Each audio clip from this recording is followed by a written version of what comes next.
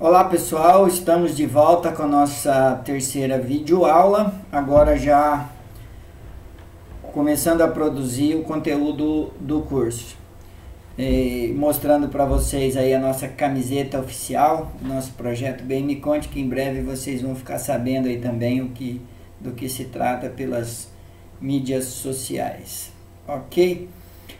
Nós vamos iniciar agora o curso, efetivamente, falando do conteúdo. E antes eu queria fazer algumas considerações com você a respeito do formato da aula, né? Eu já havia dito na videoaula anterior que nós vamos tentar manter o mais informal possível, o mais pessoal possível, sem ser aquela coisa de vídeo, né? Vamos tentar fazer aqui um bate-papo como se fosse realmente uma sala presencial, uma coisa bem formal. Então, eventualmente, uma falhinha ou outra aí na gravação eu peço que vocês considerem, desde que não prejudique o conteúdo, obviamente, tá? Uma outra questão é com relação ao nosso estúdio de gravação, que a gente montou aqui no próprio escritório e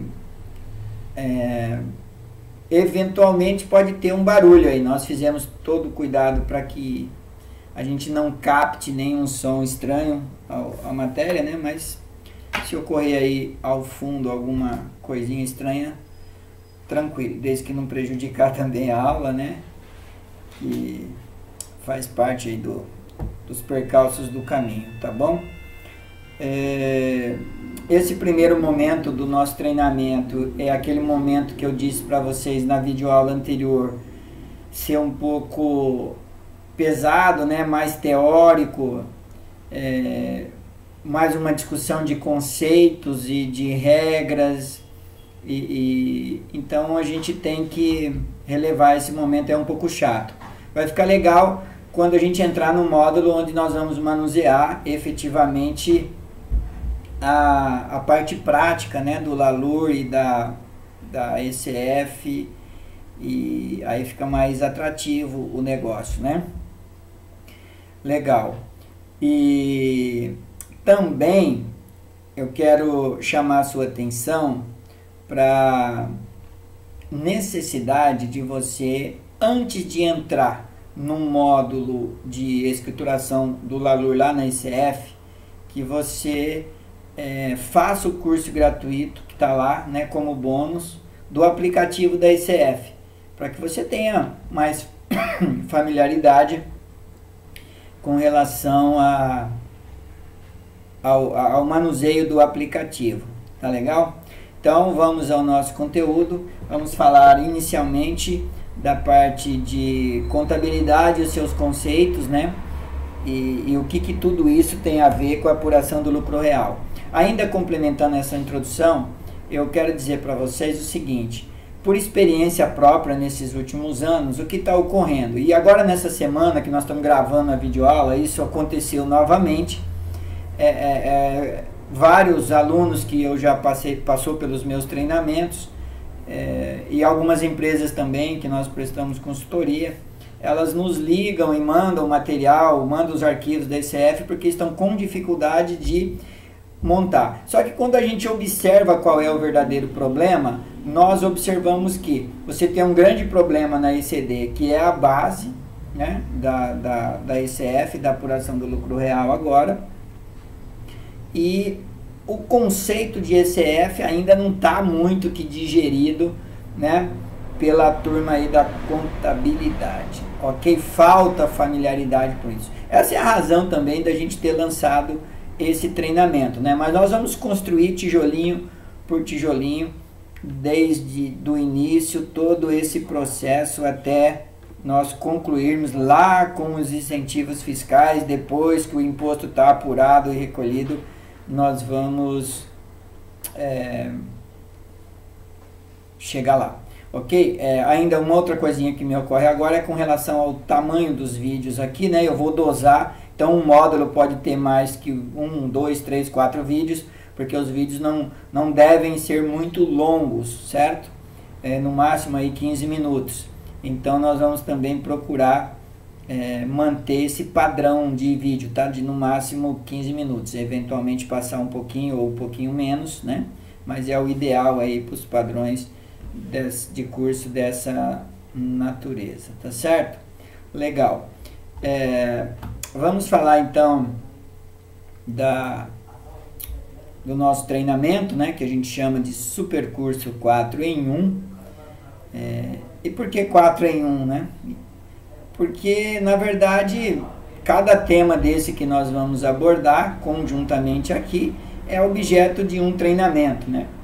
Eu, inclusive, já passei por esses treinamentos, por esses 4 temas, né? Ministrando esses 4 temas separadamente para várias turmas aí pelo Brasil afora, certo? Para que você veja mais isso aí, nos conheça mais, você pode entrar lá no Facebook, nas redes sociais, verificar, tem toda a foto lá dos nossos eventos e aonde nós ministramos o treinamento, ok? Então vamos para o nosso tema, o nosso conteúdo, né? Passando aí pela nosso primeiro slide, falando das questões conceituais e básicas da contabilidade. E por que isso, embora meio chatinho, é necessário, né? Porque a gente percebe que hoje ainda se há uma grande dificuldade de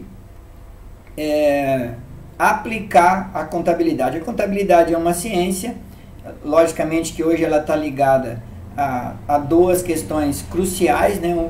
Que é a mensuração do patrimônio e a questão fiscal e tributária.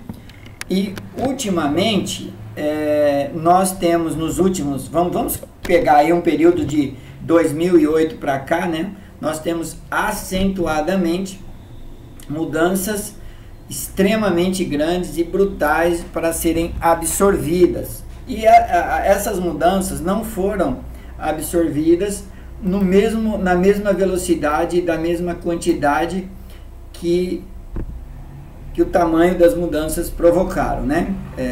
Nós estamos em 2016 e a nossa ECF continua sendo entregue fora dos padrões exigidos pela legislação e com várias legislações que estão em vigor não sendo aplicadas. E até o final do treinamento a gente vai observar isso. Então a primeira questão a ser observada é a questão da ciência e a questão da informação. Informação está muito banalizada, né? Se a gente observar hoje o que acontece nas redes sociais, basta a gente acessar o perfil de uma pessoa, a gente sabe tudo que está acontecendo com ela, né?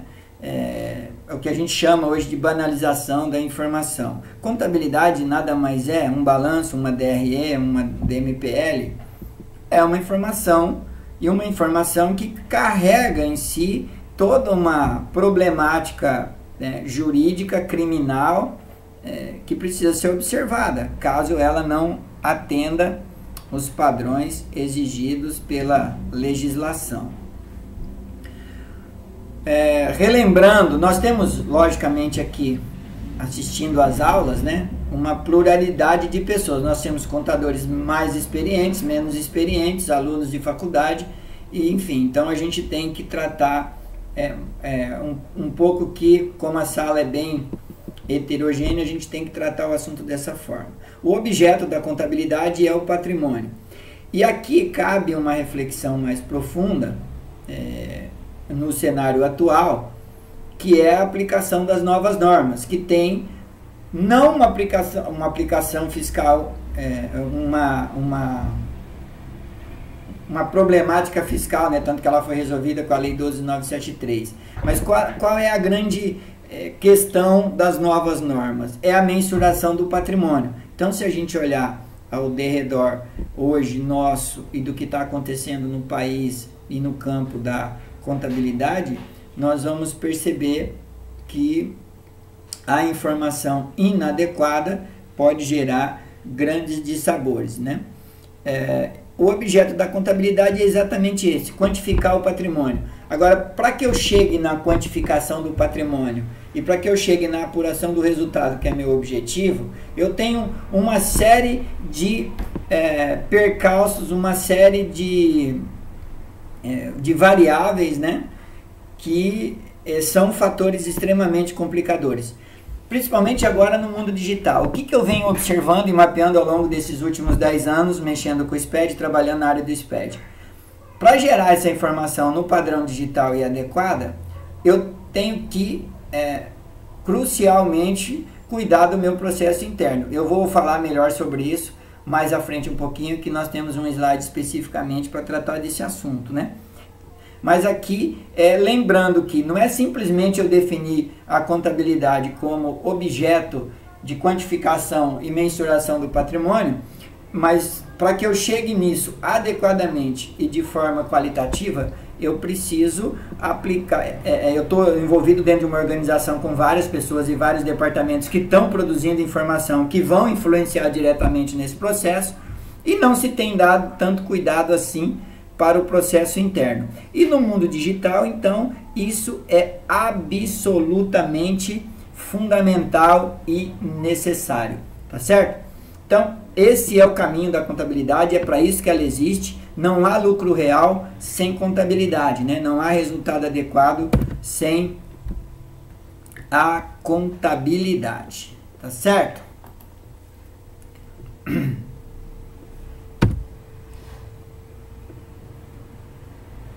Deu uma travadinha aqui no slide, só vou pular aqui. Legal. Vamos falar um pouquinho agora sobre a relação contabilidade-governo, né? Até então, né, se a gente observar nos últimos 30 anos, a nossa contabilidade, ela estava escravizada pela área fiscal, né? Tanto que nós não estamos muito familiarizados hoje com todo o processo contábil como ele deve ser. Só que, quando a gente observa a implantação do SPED e o surgimento das novas normas brasileiras de contabilidade, que a gente chama de FRS, né? O que a gente observa? A junção dessas duas. E, parafraseando o nosso querido ex-presidente, espero que ex para sempre, né? Nunca antes na história desse país nós entregamos para o fisco toda a nossa movimentação financeira, toda a nossa movimentação econômica, né? Em formato digital, onde ele pode fazer todos os cruzamentos de dados. Eu não vou falar sobre o cruzamento agora, porque a gente também tem um slide especificamente para isso, né? Então, a gente tem hoje o fisco muito interessado e recebendo nos seus bancos de dados todas as informações e todos os atos e fatos econômicos da pessoa física e da pessoa jurídica, né? Daí a nossa disciplina de contabilidade chamado contabilidade tributária. Particularmente eu não concordo muito com contabilidade tributária, porque o fisco é um único interessado e a contabilidade ela produz uma peça científica, né? Que é para uma vasta gama de usuários, certo? Mas o governo é um agente econômico que tem total interesse nessa contabilidade, nesse resultado, nessa quantificação de patrimônio. E mais à frente a gente vai esmiuçar melhor essa questão, ok? Uma outra questão que é muito importante ser discutida aqui, e eu gostaria que você refletisse bastante sobre isso, que nas nossas andanças na prática, né, eu gosto muito de trazer para os meus treinamentos essa vivência que a gente vê na prática, o que os contadores falam, o que os empresários falam, né? Qual é essa relação contador-empresário. E aqui nós temos esse problema. Às vezes você se depara, é microempresa, é um microempreendedor individual, eu estou no lucro presumido, só o livrinho caixa tá bom, né? Em primeiro lugar, nós temos que saber que pelo Código Civil, né, nós não temos ninguém desobrigado da contabilidade. Ela pode não ter necessidade fiscal, mas ela tem extremamente necessidade societária. Se houver um problema jurídico entre partes envolvidas numa organização jurídica, é fundamental, né? Como perito que sou também, atuando numa perícia, eu vou pedir o que? A contabilidade, né? Para emitir um laudo. Então a contabilidade ela não está dispensada. Se você observar o Código Civil, se não me falha a memória agora, do artigo 1176 até o 1181, fala sobre esse assunto. Mas agora, muito mais que isso, nós temos até, está aí na sua tela, as novas normas que atingem até a microempresa, né? Que é o ITG 1000 e a OTG 1000, que é uma norma internacional que padroniza a contabilidade para o micro e pequeno empresário. Segundo os emissores das normas, né? O Conselho Federal de Contabilidade e tudo mais, ele diz que é uma contabilidade simplificada, mas quando eu olho para a ITG 1000, para a OTG 1000, eu não enxergo isso tão simplificado assim, né? Porque a gente tem todo o conceito patrimonial da contabilidade internacional inserida também para micro e pequena empresa, que vai influenciar, obviamente, né? Uma vez que eu estou falando de quantificação de patrimônio, não importa o porte da empresa, se ela tiver lá um equipamento, vamos pegar aí uma tornearia, né? Ela é uma microempresa, ela é uma ME, mas ela tem um torno lá que vale 300, 400, 600 mil reais. Se ele não fizer o impairment desse torno, por exemplo, ela está com o patrimônio irreal, né? Não aplicar as regras lá, está lá na norma. Então não é uma contabilidade tão simplificada assim, é uma contabilidade técnica com padrão que precisa ser visto. Então hoje nós não temos nem porte de empresa e nem opção tributária que pode se dizer isento de contabilidade, né? Contabilidade ela é fundamental. E para uma outra questão que é crucial também, que eu já me deparei com ela algumas vezes, é quando você vai migrar uma empresa de um presumido para um real, ou de um simples para um presumido e depois para um real. Essas mudanças que acontecem, se a contabilidade não está bem feita, não tem nem como se estudar uma opção tributária mais adequada para ela. Então a contabilidade é de extrema importância, né? É o conjunto é o alicerce que tem que ser feito para qualquer tamanho de empresa, para que essa empresa possa enxergar, né? Eu me lembro que na faculdade, quando nós estudamos contabilidade, eu me lembro da minha primeira aula sobre balanço patrimonial, que o professor disse que era a foto da empresa num determinado momento, né?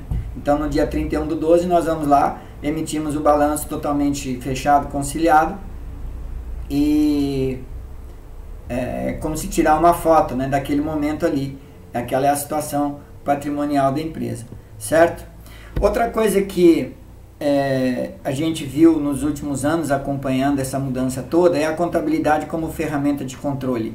Não há nada mais eficaz e eficiente para uma organização governamental e jurídica, pessoa jurídica, uma empresa, do que a contabilidade. Ela é fundamental, né? E infelizmente ela não tem recebido a atenção e a técnica devida, né? Porque contabilidade ela está sempre no último degrau da empresa, ou seja, todas as operações acontecem e chega para a contabilidade registrar, já chega pronta a informação, e aí se está errada ou se não está adequada, não há mais como você fazer a correção, né? Então a contabilidade tem sofrido sobre isso. E aí que se abordar também, que é a contabilidade dentro de uma empresa especificamente, e uma contabilidade terceirizada. Os escritórios de contabilidade, então, que eu vou falar muito sobre isso aqui no treinamento, né? Eu vivo essa realidade porque nós também temos a nossa empresa contábil, a gente sofre, né, para conseguir dos nossos clientes as informações adequadas, certo? Eu queria falar um pouquinho com você da evolução da contabilidade, né? Eu costumo dizer que qualquer momento desse vão me encontrar em algum museu por aí empalhado, né? Fazendo parte das máquinas antigas e da época em que nós iniciamos a carreira. Eu comecei na época ainda do diário com a gelatina, para os mais antigos que estiverem assistindo, e para quem são mais jovens aí que está assistindo, coloca lá na internet, né, a história da contabilidade, ou vai no museu, você vai entender um pouquinho mais do que eu estou falando. Mas eu acompanhei toda essa mudança. Hoje nós temos um processo eletrônico extremamente avançado e que ainda tem muita coisa para ser feita. Nós temos acompanhado muito de perto esses projetos junto à COTEP, né, lá em Brasília, e nós sabemos que isso vai ter ainda um avanço de tecnologia brutal. Daí também a questão do projeto que nós estamos lançando em breve, que você vai saber, sobre a contabilidade digital. Aí no slide você está vendo todo o conjunto, né, de arquivos eletrônicos que afetam diretamente a contabilidade. Mais à frente um pouquinho eu vou explicar qual é essa implicação, né? E você vai ter uma noção melhor do que eu estou falando. Eu queria chamar a tua atenção para esse último item, que é o Brasil ID, né, o controle de trânsito de mercadoria por chip. É bom você dar uma pesquisada nisso, né, dar uma olhada na internet e se aprofundar um pouquinho mais nesse tema, porque ele vai em breve causar um grande impacto, sobretudo na área da indústria e da distribuição, tá certo? Dá uma verificadinha nisso que é muito interessante. Agora, esse slide aqui, eu quero dar uma atenção especial para ele, porque ele fala do banco de dados da Receita Federal do Brasil.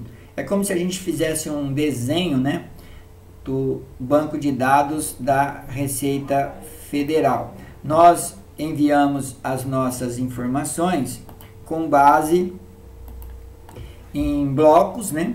E esses blocos são compostos por registros e desenhamos mais ou menos, logicamente com informações seguras de que é assim que funciona, sobre cruzamento de dados, como que a gente alimenta esse banco de dados e tudo mais. Eu vou interromper essa videoaula aqui, vou retornar com a videoaula 4, falando especificamente desse slide, porque provavelmente talvez a gente ocupe um vídeo todo falando só dele, tal é a sua importância, certo?